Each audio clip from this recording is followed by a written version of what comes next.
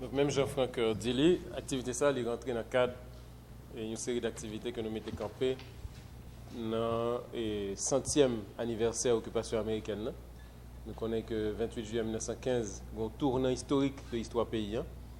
Et il est très important que nous analysions la période 1915-2015 là, dans le cadre de continuité mécanisme de domination qui est installé depuis 28 juillet.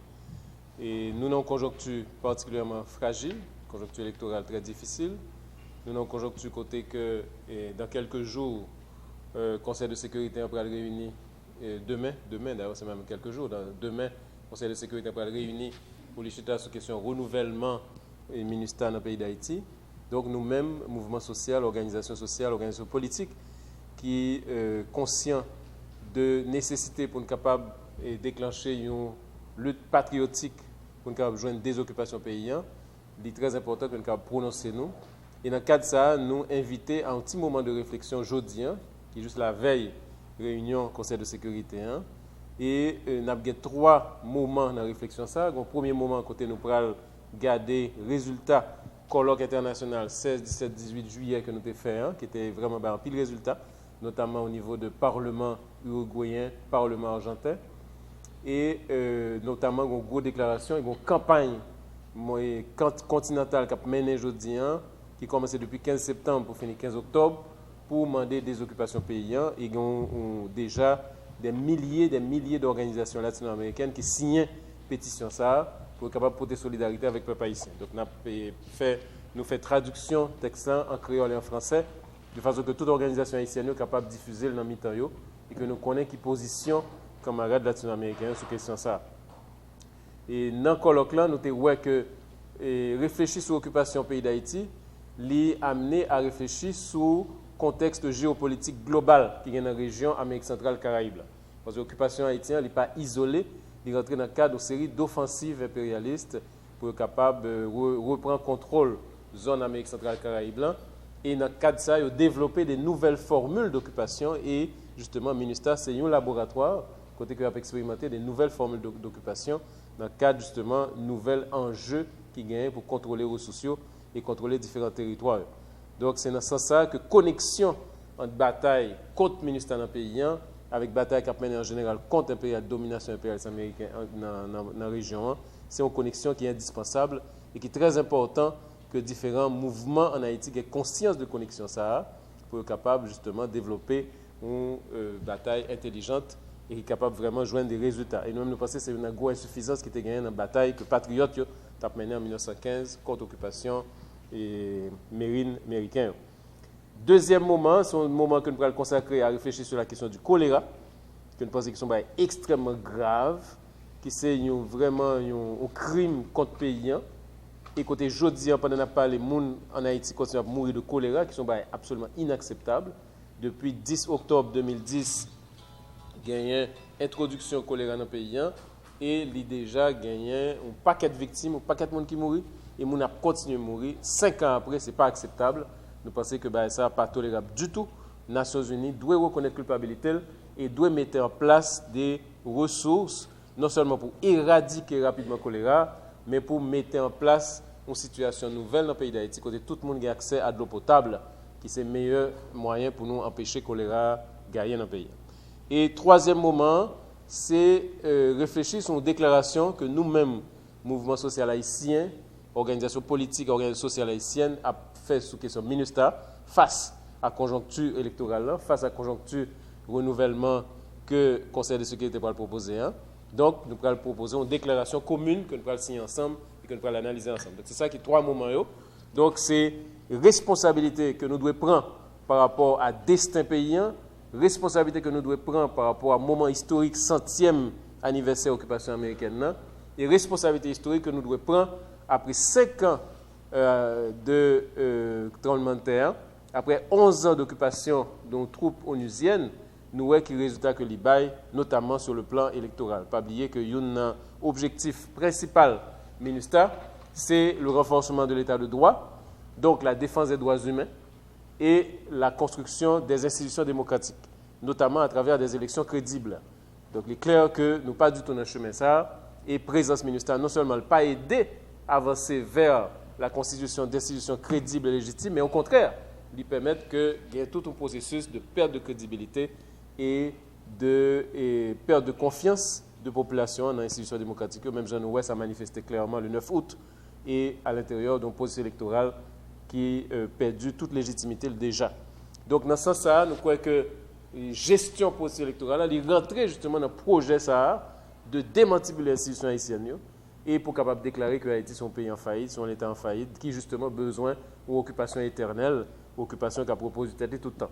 Donc, dans ce sens-là, nous croyons que nous gagnons une responsabilité historique. Nous sommes capables d'analyser les questions et d'établir relations entre ce qu'a fait au niveau de MINUSTA et le projet global de domination impérialiste dans les Caraïbes.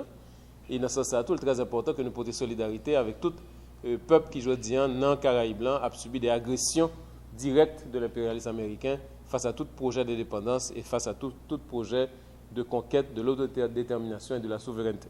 Voilà. Donc, c'est ça qui est l'objectif là. Par contre, s'il y a des questions pour les journalistes, avant que nous entrions dans le moment causé avec différentes organisations qui présentent. Vous dites comment les 17-18 juillet qui sont passés là, quelles solutions que vous proposez? Est-ce que vous êtes capable de découvrir quelque chose? Bien sûr. Alors, il faut nous dire que dans le colloque 17-18 juillet, nous avons eu une participation extrêmement importante d'un ensemble d'organisations et de mouvements sociaux en Amérique latine, notamment des parlementaires uruguayens, notamment Eduardo Rubio, etc., qui, depuis qu'ils sont retournés dans le pays, ils ont commencé à faire une campagne active sur la question de la MINUSTA, et une campagne active, côté que non seulement il y a bataille pour le retrait des troupes de la MINUSTA, mais il y a bataille tout pour que le peuple latino-américain comprenne la responsabilité historique qu'il a gagnée pour construire des nouvelles formes de solidarité avec le peuple haïtien. Okay? Et dans ce sens, nous avons un exemple vivant avec la Brigade Dessalines. Nous saluons les camarades Brigade Dessalines qui sont présents, qui justement, c'est une réponse alternative des peuples face à la situation que nous avons en Haïti pour dire justement que la meilleure façon de faire solidarité, ce n'est pas envoyer tank, armes avec fusil, mais c'est non, mettez-nous au travail à côté du peuple haïtien, de façon que le peuple haïtien est capable de définir propre projet de sortie de crise, propre projet de libération, et le rôle du peuple latino-américain, c'est porter coller, c'est correr projet de libération et d'émancipation que le peuple haïtien a défini de façon souveraine. Okay? Donc, dans ce sens-là, gagner un ensemble de travail qu'a fait avec notamment Jubilé Sud, avec les centrales syndicales de l'Argentine, de l'Uruguay, de façon qu'on est capable de monter des brigades de solidarité à l'image de ce qu'a fait avec les camarades brésiliens et des brigades de solidarité qui sont capables de correr ce qu'a fait en Haïti dans différents domaines, notamment la question de l'alphabétisation, la question de la reforestation, la question de la construction d'un système national d'éducation publique et de santé publique. Donc, nous avançons en pile dans ce sens-là et justement, aujourd'hui, il y a un processus de conscientisation très large au niveau des mouvements sociaux latino-américains de responsabilité historique que gagne par rapport à la crise que le peuple haïtien vit.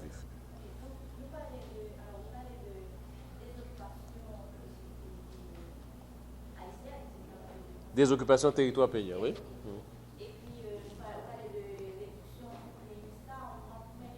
des Non, nous ne parlons pas de réduction. Nous ne parlons pas de réduction. Nous-mêmes nous demandons pour y aller tout de suite, immédiatement.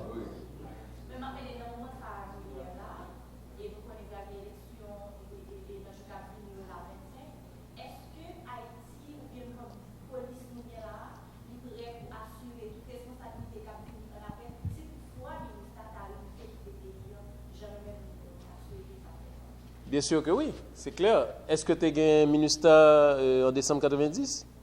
Pas de MINUSTA dans le pays en décembre 90.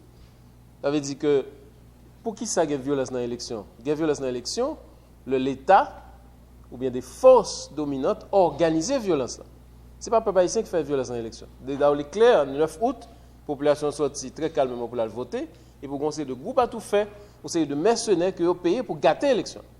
Donc c'est toujours le même schéma ça. Côté qu'il y a des petits groupes qui, justement, ont empêché le processus démocratique, mais le peuple haïtien est toujours paré, il est enthousiaste pour le capable de faire une participation démocratique dans toutes normes et dans le respect de toutes. D'ailleurs, il est clair que nous pourrons voir ça pendant la journée, par contre, soit prêté. Côté nous pourrons faire un bilan systématique de MINUSTA, côté nous avons montré clairement que la présence MINUSTA n'a pas fait payer avancer du tout sur la question de la sécurité et de la stabilité. Et ces deux bails qui marchent ensemble. la question de la sécurité, le regard des chiffres, il est très clair. Si vous regardez par exemple le bilan que Gilles a publié chaque année, bilan que différents organismes doivent publier, nous voyons que nous avons un phénomène d'insécurité cyclique et pas aucun progrès qui fait globalement sous période 11 ans qui se passe là. Au contraire même, nous-mêmes qui a dit qu'il y a des nouvelles formes d'insécurité qui ne sont pas aussi massives avant présence MINUSTAH, avant présence MINUSTAH en 2004, tant que par exemple la question des enlèvements, qui viennent aujourd'hui au problème récurrent. Ouais? Pour qui ça? Parce que le problème de la sécurité, c'est un problème qui est lié à une série de phénomènes. Il y a un phénomène fondamental qui nourrit la sécurité, c'est la question de la drogue et du trafic des stupéfiants. Là, on regarde les chiffres, pas une réduction de flux de transit de la cocaïne, par exemple, vers les États-Unis, de 2004 à 2015. Donc, ça veut dire que la présence MINUSTAH n'a pas aidé en rien du tout à résoudre le problème structurel qui a alimenté l'insécurité. Hein. Et pour nous capable de résoudre le problème de sécurité, c'est de l'autre barrière pour nous faire. Il faut que le peuple haïtien prenne responsabilité dans la question ça et nous capables de mettre en place des stratégies collectives pour nous capables de résoudre le problème de sécurité. Nous n'avons pas besoin de MINUSTAH du tout pour ça. Au contraire, présence MINUSTAH, il plus à pas alimenter l'insécurité, n'a pas alimenter l'instabilité, même ça nous voit très clairement sur le champ électoral. En tant qu'État souverain, qui s'active concrètement pour que nous retrouvions souveraineté nationale, nous ensuite par rapport avec les brigades militaires dans le pays d'Amérique latine, dans différents pays d'Amérique latine, nous avons combien et puis qui différents pays ça? Bon, alors là, on n'a pas de souveraineté. Alors, c'est très important, question qu'on pose, hein, parce que effectivement, nous pensons que, et Jodian, son humiliation inacceptable, son bagage qui est intolérable, présence botte ferrée, MINUSTAH dans le pays d'Haïti, son bagage que nous ne pouvons pas accepter, son bagage qui est intolérable. D'autant plus que présence ça, c'est un bagage qui n'a pas aggravé la crise pays, hein, parce que MINUSTAH a toujours fait alliance avec force antidémocratique. Il a toujours fait alliance avec force rétrograde dans le pays. OK? Donc maintenant, l'important que nous sommes capables de batailler pour mettre MINUSTAH dehors dans le pays, hein, mais en même temps, il faut comprendre que l'occupation n'est pas seulement militaire. OK? C'est une occupation qui a plusieurs dimensions là-dedans. Même genre, par exemple, en 1915, Marines américains débarquaient. En 1934, il y a une conjoncture qui oblige à virer d'où aller. Mais jusqu'en 1947, deux des principaux agents américains, le conseiller financier, l'autre le receveur des douanes, ils auraient été en Haïti jusqu'en 1947. Ça veut dire que ce n'est pas parce que les troupes sont sorties qui fait que nous libérons de l'occupation. Donc, processus de désoccupation, processus de conquête de souveraineté, sont un processus long. C'est un processus qui demande que nous libérions des troupes étrangères, mais qui demande tout que l'État haïtien est capable de reconstruire capacité pour lui contrôler différents espaces stratégiques de décision. Parce que, je dis, ce n'est pas le conseiller financier, mais on a par exemple le Fonds monétaire international, qui lui-même a exercé une pression directe sur la Banque centrale et qui a contrôlé différentes politiques monétaires qui ont défini le pays. Donc, il y a différentes formes d'occupation, il y a différentes modalités d'occupation, n'est-ce pas, qui justement fait que de plus en plus, le pays a perdu possibilité pour lui définir projet PAL, a perdu possibilité pour lui jouer le droit à l'autodétermination. Okay? Donc ça, c'est un combat global qui concerne tout le pays. Hein? Et nous-mêmes, nous pensons pour nous avancer dans le combat, il faut que nous ayons des mouvements sociaux jam, pour qu'il y ait des organisations dans tout secteur qui jam et qui sont capables de mettre en place un plan collectif. Et il faut que nous ayons tout un secteur politique, des organisations politiques qui vraiment m'accordaient avec la population hein, et qui disposent de mener bataille ça pour récupérer la souveraineté pays. Okay? Donc ça, c'est des conditions indispensables. Maintenant, sur la question des brigades, ce que je suis capable de dire, c'est que non seulement nous gagnons avec la brigade Dessalines présence d'une trentaine de militants paysans qui sont dans différentes organisations en Argentine, à Cuba et au Brésil, qui sont présents dans le pays, qui travaillent concrètement chaque jour avec les paysans dans la question semences, dans la question reforestation, dans la question santé populaire, dans la question formation coopérative, etc. Mais gagnons tout en formation de l'autre brigade que nous pensons qui est rapidement capable de rejoindre le pays sous différentes formules. Et c'est des brigades qui doivent d'abord respecter qui ça que nous-mêmes nous demandons. Ce n'est pas tant que les Nations Unies qui verticalement décident qui ça qui est bon pour le pays d'Haïti, mais c'est le peuple haïtien qui a décidé qui ça qui est bon pour lui. Et il a porté là une coopération solidaire, une coopération respectueuse une coopération horizontale qui est capable vraiment de permettre nous d'avancer sur une série de fronts.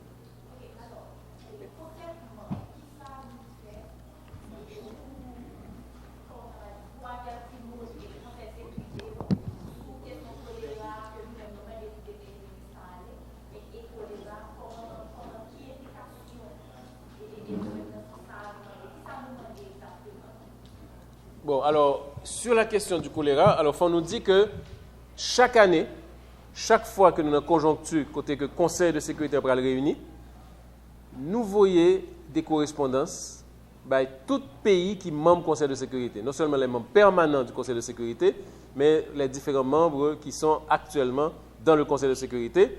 Côté que nous voyons des correspondances très claires qui expliquaient pour qui ça, ministère son échec, pour qui ça, intervention ça, pas des peuples haïtiens, et qui alternative qui doit gagner.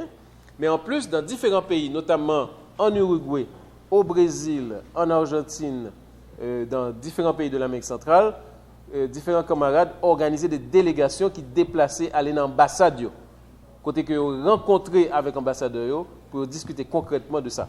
Okay? Et chaque année, il y a un flux important de correspondance avec des milliers de signatures qui atterrissent dans le Conseil de sécurité. D'accord? Et donc ça, c'est un aspect. Maintenant, sur la question du choléra, non seulement il y a un pile de dénonciation qui est faite, mais l'année dernière, il y a un processus extrêmement intéressant côté que il y a des avocats haïtiens avec des avocats américains qui étaient attaqués directement les Nations Unies et qui demandaient que Ban Ki-moon vienne expliquer comment se fait-il que le ministère commette aucune chaîne de crime dans le pays d'Haïti et il ne permettait aucun processus de réparation par rapport à crime ça que il fait. Et c'est un juge dans le tribunal Manhattan qui t'a coûté dossier et tout le monde bien saisi ouais, que le gouvernement américain a délégué un représentant du ministère de la Justice pour défendre les Nations Unies et pour dire que le juge n'est pas compétent pour le temps des questions. Okay? Donc ça, c'est une première étape, mais nous avons continué et nous allons saisir toutes les instances multilatérales, notamment CIDH, notamment la Cour pénale internationale, pour être capable de dénoncer crimes contre l'humanité ça et exiger que les Nations Unies fassent réparation exemplaire par rapport à ça qui fait dans le pays d'Haïti. Brièvement, vous êtes capable de faire résolution colloque là? Non. Résolution colloque là, c'est... Ça, c'est pas... Soureté, on va pas prendre. C'est en 2000.